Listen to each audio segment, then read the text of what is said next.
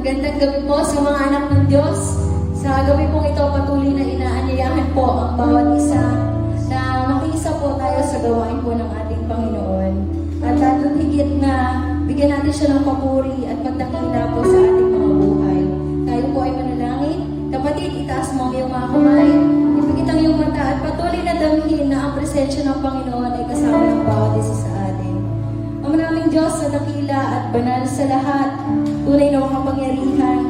Ikaw, O Diyos, ang aming manggagamot. Ikaw, O Diyos, ang tagapagbigay ng lahat ng pagkukulang sa aming mga buhay. Ikaw, O Diyos, ang tanging nagmamahal sa bawat isa sa amin. Kaya, Ama, maraming salamat po na sa mga oras na ito, patuloy na ibabalik namin sa iyo lahat ng papuri, lahat ng pagdakila, lahat po ng pagtaas sa iyong pangalan sa gabing ito. Salamat po, Panginoon, dahil ang bawat isa po ay nananatiling malusog, lalong higit na ang bawat aming mga pamilya. Sa gabi po ito, dalangin po namin, Ama, na patuloy niyo po kaming samahan. Dahil, Ama, wala po kaming kakayanan kung kami po ay hiwalay sa iyong presensya. Ang tanging kapangyarihan mo lamang ang makita, Panginoon, sa bawat isa sa amin. At desire ng puso ng bawat isa, O Diyos, na ibalik sa iyo ang lahat ng papuri at pagdakila sa gabing ito. Kaya, Ama, sa iyo papuri at pagdakila ng iyong mga anak at ang lahat ng anak ng Diyos ay magsabi ng Amen. Sa gabi pong ito, patuloy nating dakilain ang Panginoon. Let us desire na ang presence ng Lord ay makatagpo natin. This is my desire.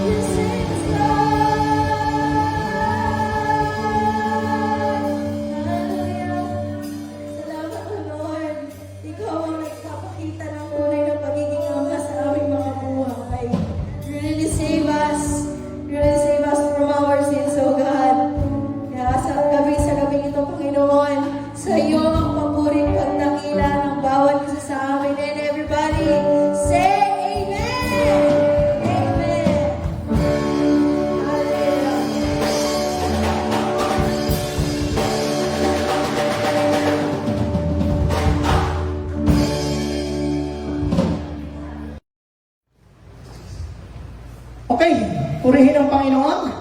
Hallelujah. Thank you, praise and worship team.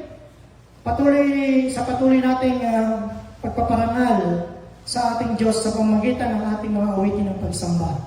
Isang ligtas, mabiyaya at magandang gabi po sa inyong lahat. Lalo na sa mga nasa tahanan na nakakasama namin sa palagiang pagsamba sa ating pong midweek service. Mabuhay po tayong lahat. Ngayon pong gabi, kung saan gusto po nating alalahanin at maparangalan ang ating mga minamahal na ama ng bawat tahanan. Happy Father's Day po sa ating mga katatayan. Ngayon pong gabing ito, gusto po nating pag-usapan ang ating kung saan magkaroon ng pagtatagumpay o kung saan pag-usapan po natin ang pagtatagumpay ng isang ama. Pero bago po ang lahat, tayo po ay manalangin. Mapagpalang Diyos na aming Ama sa langit, nagpapasalamat po kami sa buong maglinggo na kami po ay patuloy ninyong sinamahan, patuloy ninyong iningatan. At sa bawat araw na kami po ay naging ligtas at ipinrubay mo po ang lahat ng aming mga pangangailangan. Maraming salamat po. At sa gabi ito, hinihiling po namin na patuloy mong ibukas ang aming mga puso at makita po namin sa simpleng mensahe mo ngayong gabi kung ano po yung nais mong sabihin sa bawat isa. Turuan mo po kami, Banal na Espiritu. Ikaw ang siyang patuloy na maitaas ng parangalan po namin. Sa pangalan ng Panginoong Jesus. Amen and amen. Hallelujah. Ang ating pong teksto ay makikita po natin sa Genesis 6:8-9. Ito po ay pamamagatan natin na a successful father. Sabi po dyan sa verse 9, ganito po ang sa verse 8. Verse 8. But Noah found favor in the eyes of the Lord. Verse 9. This is the account of Noah and his family. Noah was a righteous man, blameless among the people of his time, and he walked faithfully with God. Napakaganda po nung sinasabi ng ating pong teksto, kung saan si Noah ay isa sa pinakamagandang halimbawa kung paano siya naging isang mabuting ama, naging mabuting leader ng kanya pong tahanan. Sabi doon, sa mga nilalang ng Diyos, si Noe ang naging kalugod-lugod sa kanyang paningin. Dahil napakabuti niyang tao, siya lamang ang natitirang matuwid sa panahong iyon. Sabi doon, palibhasa ay namumuhay siyang kasama ng Diyos. Purihin po ang pagkabasa ng kanyang mga salita. Sa ating pong teksto, makikita po natin na yung kaibahan, o makikita po natin yung kaibahan ni Noah, kung paano siya po, nung sa kanyang kapahahunan, ay naging matagumpay na leader, matagumpay na ama, sa pangunguna sa kanyang pamilya. Meron po siyang tatlong kaibahan o katangian na nakikita po sa kanya, sa mababasa po natin sa ating pong teksto. Ano po ba yung characteristic of Noah? Una, sabi po dito, he is righteous. He is righteous. Sabihin niya po natin, righteous. Sabi doon, sa kanyang pagiging matuwid, ang isa sa pinakamahalagang katangian na nakita ng Diyos kung bakit siya naging kalugod-lugod nung panahon yon, siya po ay lumalakad sa pagiging matuwid. At dahil po doon, kinalugdan siya ng Diyos at naligtas ang kanyang buong pamilya. Kaya napakahalaga po na ang bawat tao, na ang bawat ama, na ang bawat leader ay makita yung pagiging righteous o pagiging matuwid sa panahon po kung saan ay mayroong gustong gawin at mayroong ipinagagawa ang Diyos. Kaya nga ang sabi doon, upang tugunin ang bawat pangangailangan. Nakita po natin, dahil sa pagiging righteous ni Noah, ipinrovide ng Diyos ang lahat ng kanilang pangangailangan nung panahon sila po ay na-quarantine doon sa loob ng arko. No? Kaya nga sabi po ng Matthew 6:33, but seek ye first the kingdom, sabi po dyan, Matthew 6:33, sabi dyan, but seek ye first His kingdom and His righteousness. Ulitin po natin, righteousness. And all these things will be given to you as well. Napakahalaga nun na makita ng Diyos yung pagiging matuwid upang matugon yung pangangailangan. Sabi daw, and all these things shall be added. Sabi sa ibang salib. Bakit? Ang tinitingnan ng Diyos yung pagiging matuwid. Isang amang nagnanais maging matuwid sa paningin ng Diyos. At yun po yung unang katangian ni Noah. Pangalawa. Ano po yung pangalawa? Sabi dito, he is blameless. Sabi doon, si Noah ay isang taong walang kapintasan. Sa ibang salin po ng Biblia, sabi diyan, siya ay isang napakabuting tao. Napakabuting tao. Kaya nga sabi ni Paul, habang pasama ng pasama ang mundo, sabi po ni Pablo, ay piliin ninyo makagawa ng mabuti. Bakit napakahalaga po sa Diyos na makita yung ating pagnanais na makagawa ng mabuti. Lalo na po sa panahon ito, lalo ito sa panahon po ng pandemic, nakita po natin, yung iba nag-charity, yung iba talaga nagsasacrifice, pero ang malungkot po dyan, meron talagang nagsa-charity, pero ang charity po talagang pakitang tao. Pero ito pong pagiging mabuting tao, at tinitingnan po ng Diyos dito puso, kung ano ang tunay na motibo. Kaya nga, nakita ng Diyos, sabi doon, sa lahat ng nilalang, si Noah ay isang taong walang kapintasan dahil napakabuti niyang tao. Isang amang nagnanais makagawa ng mabuti sa ikararangal ng Diyos. Pangatlo, sabi diyan, he walked with God. Siya daw po ay lumalakad at namumuhay kasama ng Diyos. Isang amang nagnanais mamalagi sa presensya ng ating Diyos. Napakahalaga po na sa bawat araw ng ating mga buhay, merong pagsubok man o wala, lagi nating ninanais na makalakad sa presensya ng Diyos. Bakit? Walang pinakamasarap na bagay sa mundong ito, kundi makapiling at makasama natin ang presensya ng Panginoon. Tatlong katangian ni Noah kung bakit siya kinalugdan ng ating Diyos. Una, sabi doon, he is righteous. Pangalawa, he is blameless, and he walked with God. Dito po, meron po akong kinuha na 6 na paraan kung paano magiging matagumpay na ama o leader. Meron po ako, there are 6 ways to become a successful father or leader according to our Bible. Tingnan po natin, kasi napakahalaga po na sa panahon ito, tayo po ay bilang ama ng bawat tahanan ay makita yung ating katungkulan o yung ating pagiging leader sa bawat nating mga tahanan.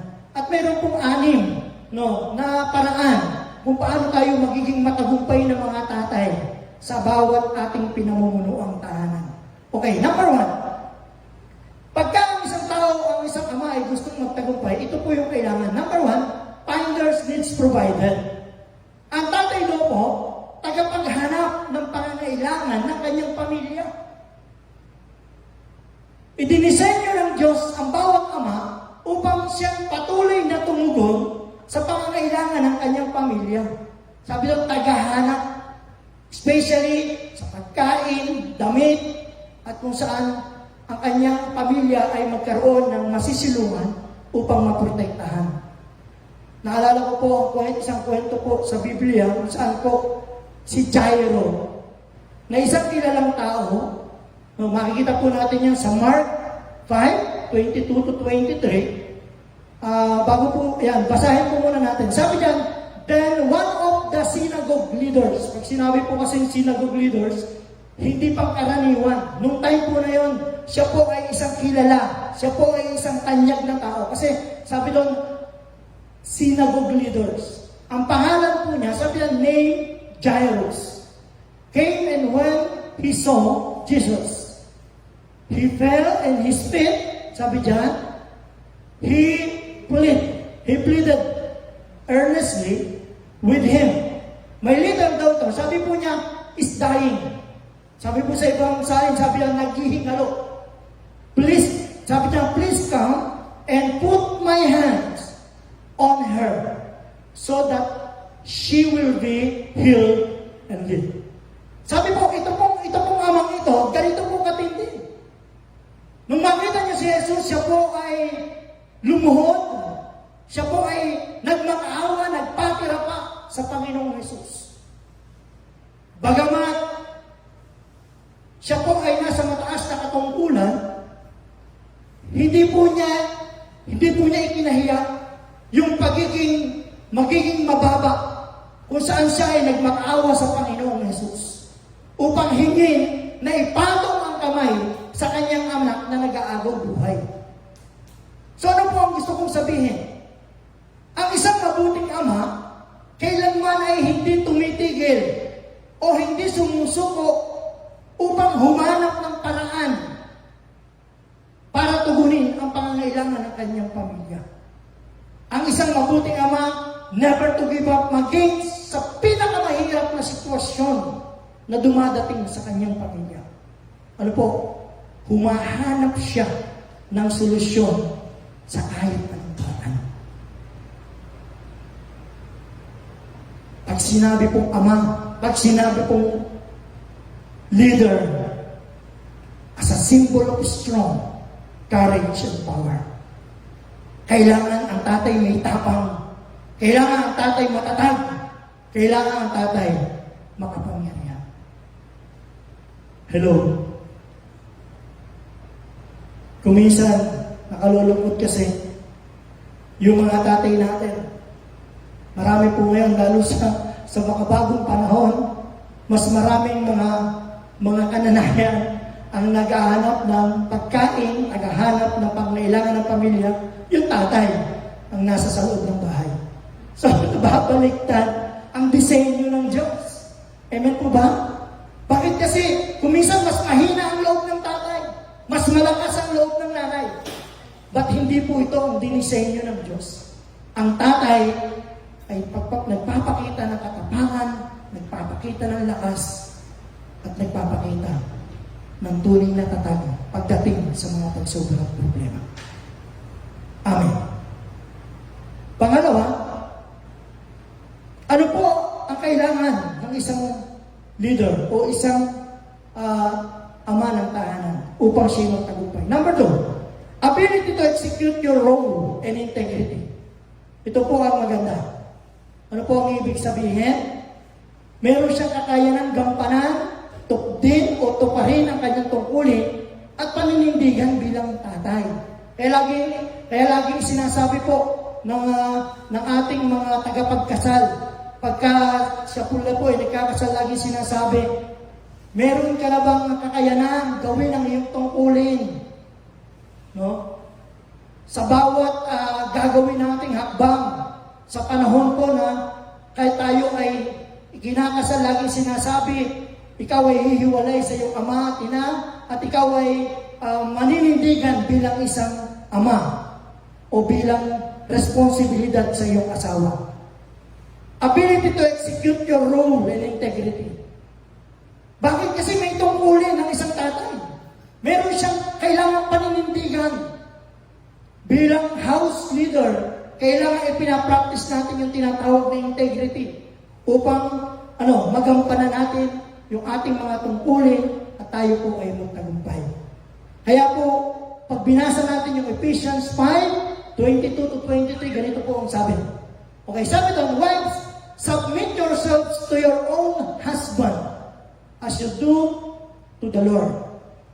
Verse 23, for the husband is the head of the wife, as Christ is the head of the church, His body of which He is the Savior. Ang sabi po ng Ephesians 23. Ano po ang ibig kong sabihin? Pag binasa po natin itong Ephesians na ito, makikita po natin yung tinatawag na house code. Ano po yung house code? Yun pong pagsasaayos. Kung saan, iba ang tungkulin ng tatay, iba ang tungkulin ng asawa, iba ang tungkulin ng kanyang mga anak. May kanya-kanya silang tungkulin na dapat gampanan. Ano po? Ano po ang sinasabi ng Bible? Tungkulin na kailangan gampanan ng isang ama. Tungkulin na kailangan gawin at panindigan ng isang ama. Kaya marami po ngayon yung tinatawag na unhappy family. Bakit? Kasi nagkakapalit-palit po itong tinatawag na house code. Kuminsan, yung anak, pag siya ang may trabaho, siya ang malakas ang boses sa bahay. Kuminsan, mas malakas ang boses ng asawang babae sa kanyang asawang lalaki. Kaya minsan nagkakaroon ng unhappy home. Bakit? Hindi po nagagawa yung talagang panuntunan ginawa ng Diyos para gampanan ang tungkulin ng bawat isa sa loob ng tahanan. Hallelujah! Nawawala po ang tunay na disenyo ng Diyos. Kaya, lagi po natin sinasabi, ang lalaki ang ulo ng kanyang pamilya. Bakit po? Bakit sinasabing ulo? Bakit? Kasi siya po yung final decision. Sabi nga ng Bible, head of the family. Sabi ng Bible, ulo. Siya po yung tinatawag na tigre ng bahay. Kaya lang kumisan, hawak ng babae yung tali ng tigre. Yan po ang nakalulungkot. Amen po ba? So, sa mga tatay natin, kailangan magampanan at mapanindigan natin yung tungkuling iniaatang ng Diyos sa atin. Kapatid, no compromise. Keep the integrity in our heart. Maging panindigan natin kung ano yung tungkuling ibinibigay ng Diyos sa atin. Para maging matagumpay ang ating pagiging leader ng ating mga tahanan. Pangatlo, sabi dito, true love for his wife. Ang isang tunay na ama, nagiging matagumpay siya kung meron siya talagang pag-ibig, meron siyang tunay na pagmamahal sa kanyang asawa. Marami nakikinig po sa atin ngayon na mag-asawa, sabi doon, tunay na pagmamahal sa kanyang asawa. Napakahalaga po nito. Sabi ng 1 Corinthians 13, verse 13, the greatest gift is love. Ano po ang sabi dyan? 1 Corinthians 13:13, mamamalagi. Sabi dyan, ang pinakadakila sa lahat. Ano po ang pinakadakila sa lahat? Pag-ibig. At pinatutunayan niya ng ating Panginoong Yesus na ialay niya ang kanyang buhay para sa atin. Hallelujah. True love for his wife. Sabi nga ni Pablo, lahat ng sakripisyo na walang kasamang pag-ibig, walang kabuluhan, walang kwenta. All sacrifices but without love is meaningless. Napakahalaga pong maunawa natin. Sabi niya, kahit ialay natin ang ating katawan, sunugin natin, kung walang kalakip na pag-ibig, wala pong kwenta. Hallelujah. Colossians 3 verse 19. Ano po ang sabi dyan? Colossians 3 verse 9, husband, love your wives, and do not harsh with them. Mahalin, at huwag silang sasaktan. Ang babae po kasi, tinawag na kabiyak. Sabi daw kabiyak. Sabihin mo nga kabiyak. Ayan. Ibig sabihin, pag sinabing kabiyak, kalahati. Kalahati ng kanyang asawang lalaki. Kaya tayo mga lalaki, kung paanong minamahal at inaalagaan natin yung ating mga sarili, gayon din ang dapat natin inaalagaan at minamahal natin ang ating mga asawang babae. Diba? Yan ang tunay na lalaki. Yan ang matagumpay na tatay. Yan ang matagumpay na leader.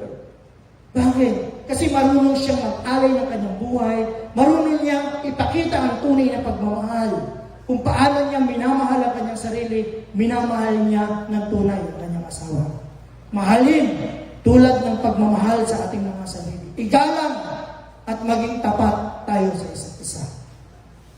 Sabi doon, Hebrews 13 verse 4, sabi doon, maging clean, maging holy yung ating pag-ibig sa ating mga minamahal. Ang tunay na pagmamahal sa kanya asawa ay nag-aalay ng sukdulang pagpapakasakit. Mga tatay, ang tawag po dyan, supreme sacrifice. Kayang ibigay ang kanyang buhay, kayang ialay ang lahat ng para sa kanyang minamahal na pamilya. Tandaan po natin, true love for his wife. Nagagawa po ba natin, mga tatay? Yan, kung katabi natin yung ating mga asawa, tingnan mo sa mata, sabihin mo, mahal na mahal kita. Di ba? So, dapat ganito. Hallelujah! Okay, number 4. Sabi doon, hold your family as your highest ministry and priority. Bakit ko po sinasabi? Pahalagahan ang ating mga pamilya bilang pinakamataas na ministeryo o prioridad. Ang isang matagumpay na leader, ang isang matagumpay na tatay, ay may tunay na pagpapahalaga sa kanyang pamilya bilang pinakauna o prioridad ng kanyang ministeryo. Lagi natin sinasabi yun Ang first priority ng ating ministry, family. Family. Bakit? Kasi second purpose ng buhay natin yan. Ang unang purpose natin, sambahin at paglingkuran ng Diyos. Ibigay ang buhay natin sa Diyos. Pero ang second purpose ng buhay natin, ayusin at paglingkuran ng ating mga pamilya. Family, fellowship. Ito po yung ating first priority. First ministry na kailangan po natin gawin. So marami po kasing mga katatayan na sobrang busy. No? Naalala ko yung isang kwento na merong bata nag-iipon ng kanyang baon. At minsan, tinanong ng nanay, bakit ba iniipon mo yung baon mo? Saan mo ba dadalhin? Sabi niya, kasi po, tinanong ko si tatay, magkano ba ang sweldo niya sa buong isang araw? Kasi babayaran ko yung kanyang buong araw para makasama ko lang siya. Nakalulungkot. Minsan may mga ganong pagkakataon. Ang galing natin sa labas, ang husay natin maging busy sa labas, pero wala tayong panahon sa ating mga sariling pamilya. Amen? Ang galing. Maraming mga katatayan, sobrang talagang mga kabisihan. Sa work, sa business, at sa iba-ibang ministry. Sa kanyang mga time schedule, sa halip na una, huli ang kanyang pamilya. Akala lang natin, mga tatay, pera, material na bagay ang pinakamahalaga priority sa buhay ng tao. No, nagkakamali po tayo. Tandaan po natin, napakahalaga, unahin natin na bigyan ng prioridad, ng oras at panahon ang ating mga pamilya. Amen po ba? Naalala si Eli po sa Bible, doon sa 1 Samuel and 2 Samuel chapter 2 and 3, makikita po natin si Eli. Isang saserdote at hukom dahil po sa kanyang kapabayaan. Kawalan ng panahon sa kanyang pamilya. Ano pong nangyari? Napahamak ang kanyang dalawang anak. Wala siyang time. Napabayaan niya yung kanyang dalawang anak. Sobrang busy sa paglilingkod. At anong nangyari? Dumating ang kapahamakan. Napahamak ang kanyang sambahayan. At ang galit ng Diyos ay nadamay, pati po ang buong bayan. Bakit? Ano po ang gusto kong sabihin ngayon? Bago tayo magministeryo sa iba, tiyakin muna natin na inuna at inayos natin ang ating mga pamilya. Amen? Hallelujah.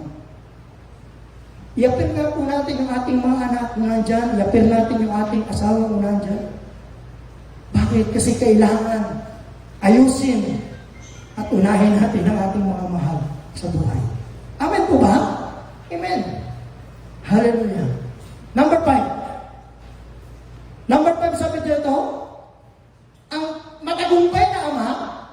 So number 5, Yan, ang isang matagumpay na ama ay kailangan example or model. Halimbawa, siya ay maging magandang halimbawa at modelo. Bakit kasi ang anak laging nakatingin sa kanyang ama? Kaya nga tawag yan, Lodi. Dumating na pa si Lodi, si Idol. Kasi ang idol ng mga anak, yung kanyang ama. No? Tinitingnan, bakit siya ang example eh? Siya ang modelo. Sabi nga po sa Titus 2, verse 7, sabi niya, Titus 2, verse 7, in everything, set them an example by doing what is good. In your teaching, show integrity, seriousness. Ang ganda. Bakit? Kasi po tinatawag na influenced by good example ang isang ama. Siya yung nakaka-influensya sa kanyang pamilya. Nakakahawa. Kumbaga, sa kanyang sambahayan. Tandaan natin, ang parisan ng anak, walang iba kundi ang kanyang mga magulang. Parisan. So ngayon, what kind of example do your children witness? Ano bang gusto natin ipakita? Ano bang mga halimbawa nakikita ng ating mga anak sa atin bilang mga magulang? Bilang tatay, ano ba ang pwedeng gayahin sa atin? Kasi minsan may mga tatay, pinagbabawalan ng bisyo yung kanilang mga anak. Pero sa totoo lang, sila yung nakikitaan ng bisyo. Hello? Amen? Yung mga nanay, chismis. May kasabihan nga po tayo, kung ano yung puno, siya ang bunga. Bakit? Kasi sila ang pinamamarisan. Tayong mga magulang ang pinamamarisan. Tayong mga magulang ang tinitingnan ang modelo ng ating mga anak. Napakahalaga po na makita ng ating mga anak bilang mga tatay yung pagiging modelo at magandang halimbawa natin sa kanila. Amen po ba? Mga ama, tayo ang tunay dapat na modelo ng ginagaya natin si Kristo. Saan? Sa salita, sa pag-iisip, at lalong-lalo na sa gawa. Be a good example para po tayo magtagumpay. Dapat maging mabuting halimbawa tayo. Amen. Number 6, relational worship. Bakit po? Ang isang matagumpay na ama, may malalim na pakikipag-ugnay. May malalim na pagsamba sa Diyos. Hello? Remember, ano po ang sabi ng ating teksto? Nagtagumpay si Noah because he living and walked with God. Sabi sa Bible, lumalakad si Noah na kasama ang Diyos. Ibig sabihin, lagi siyang nasa presence ng Panginoon. Tayo bilang ama, tungkulin po nating pangunahan ang ating pamilya na madala sila sa tunay na pagsamba sa ating Diyos. Mapalakas sila sa kanilang buhay spiritual. One of the main purpose of our life is to worship God. Tandaan po natin, tayo po ang mag-guide. Tayo po ang mangunguna sa ating pong mga anak, sa ating pamilya, upang dalhin sila sa tunay na pagsamba sa ating Diyos. Hello? Bakit po? Napakahalaga. Sabi nga ni Solomon, lahat ng bagay ay baliwala kung wala tayong spiritual na pamumuhay. Kailangan meron tayong malalim na ugnayan sa Diyos. Mga tatay, tayo po ang tinitingnan, tayo po ang nangunguna, tayo po ang nagdadala sa ating mga pamilya. Saan? Upang ilapit sila sa ating Diyos. At magagawa po natin ito kung tayo ay filled lagi ng Holy Spirit. Mangungusap ang Diyos sa atin. Sabi daw, si Noah, lumalakad kasama ng Diyos. At walang magagawa ang dyablo. Walang magagawa ang kaaway upang tayo'y magapi. Upang tayo'y hindi magtagumpay kung kasama natin ang Diyos. Napakahalaga dun. Sabi nga ni Pablo, at dito po tayo magtatapos, sabi nga ni Pablo, if God is for us, who can be against us? Kung ang Diyos na sa atin, sino ang magiging laban sa atin? Tandaan po natin, kapatid, napakahalaga na tayo mga tatay laging kasama ng Diyos. Laging lumalakad sa presensya ng Diyos upang tayo ay magtagumpay. Ano po ibig sabihin? Nakatune. Lagi tayo sa presensya ng Panginoon. Always to become a successful father. Anim po ito. Number one, ang number one po ay finders. Bakit? Si tatay, nagkapaghanap. Number two, availability to execute your role in integrity. Number three, true love for his wife. Number four, hold your family as your highest ministry and priority. Number five, example or model. And then number six, relational worship. So ngayong gabi, tayo po ay napakahalaga na mabati at nabigyan natin ng parangal ang mabubuting Ama ng ating mga tahanan. Isang magandang gabi po ulit sa inyong lahat at tayo po ay manalangin sa ating po mga katatayan. Hallelujah. Dakilang Diyos, nagpapasalamat po kami sa gabi nito sapagkat minarapat mo na sa pamamagitan ng mensaheng ito, maalala namin ang aming mga mabubuting Ama na siyang patuloy na nagbibigay ng sakripisyo ng kanilang buhay para sa kanyang sambahayan. Hinihiling po namin na patuloy mo iunat ang mapagpala mong kamay upang abutin ang bawat ama kung saan nangangailangan ng iyong tulong at habag, lalo na po sa panahon ito. Tulungan mo po ang bawat kakatayan. I-provide mo po ang kanilang mga pangangailangan. Bigyan mo po sila ng sapat na katalinuhan upang mapangunahan sa bawat araw ang kanilang mga pamilya. Salamat po sa wisdom. Salamat po sa ibinibigay mo provision. Salamat po sa bawat pamilya na patuloy mo pinalalago, pinauunlad sa kanilang buhay espiritual. At sa gabi ito, pagpalain mo po ang lahat ng nanonood. Pagpalain mo po ang bawat ama. Pagpalain mo po ang bawat pamilya. Maraming salamat po. Uli, sa iyo ang pinakamataas na papuri, ang pasasalamat at pagdakila. And to God be the glory. In Jesus' mighty name, I pray. Amen and amen.